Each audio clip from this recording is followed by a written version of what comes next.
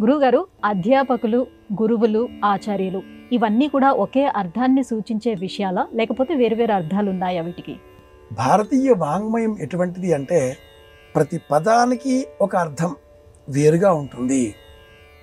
అంతేవాసి విద్యార్థికి ఉండే పేరు.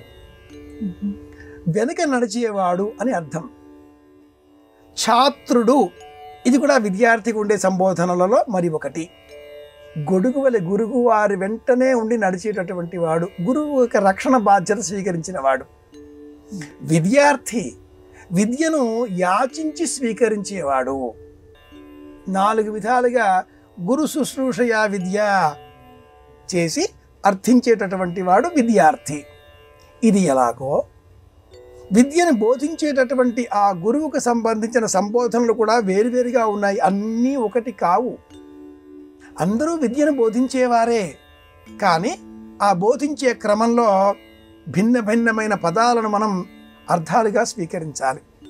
సులభంగా అర్థం చేసుకోవడం కోసం బడి ఎస్ఎస్సి వరకు పాఠం బోధించేటటువంటి వారిని టీచర్ అని సంబోధిస్తుంది ఈ సమాజం, ఉపాధ్యాయుడు.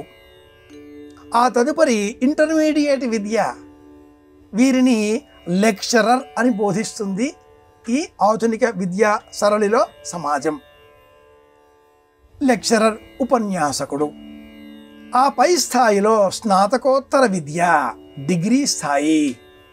ఇక్కడ పాఠాలు బోధించేటటువంటి వారిని ఆచార్యుడు, ప్రొఫెసర్ అని సంబోధన చేస్తుంది ఈ సమాజం. ఎందుకని?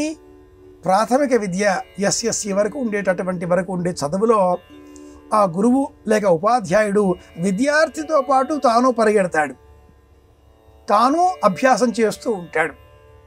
విద్యాభ్యసన క్రమంలో వెంట తాను నడుస్తూ ఉంటాడు. ఇలా స్థాయి పెరిగే కొలది ఆచార్య స్థాయిలో సూచనలు అందించడం, మంత్రోపదేశం చేయడం. గురువు ఎవరు అంటే మంత్రోపదేశం చేసిన ఆచార్యుడే గురువు, ఇతరులందరూ గురువులు కారు. మంత్రోపదేశం అంటే విద్య అంతా బోధించడం కాదు.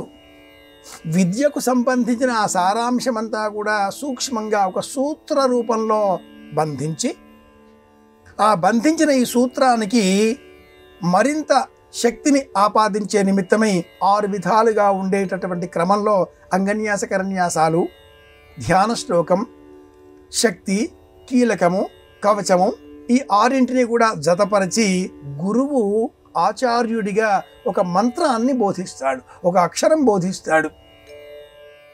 ఆ బోధించిన అక్షరం కారణంగా సమస్తమైన విజ్ఞానాన్ని సులభంగా అవగతం చేసుకునేటటువంటి శక్తి విద్యార్థులకి అలవడుతుంది. కనుక ఉపాధ్యాయుడు కావచ్చు, ఆచార్యుడు కావచ్చు, గురువు కావచ్చు, అందరూ ఒకటేనా అంటే అందరూ ఒకరు కారు.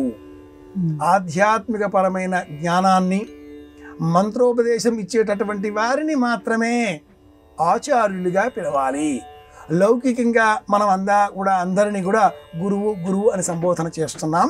అందరూ గురువులు కారు, అందరూ ఆచార్యులు అంతకంటే కారు. ఇది అర్థం.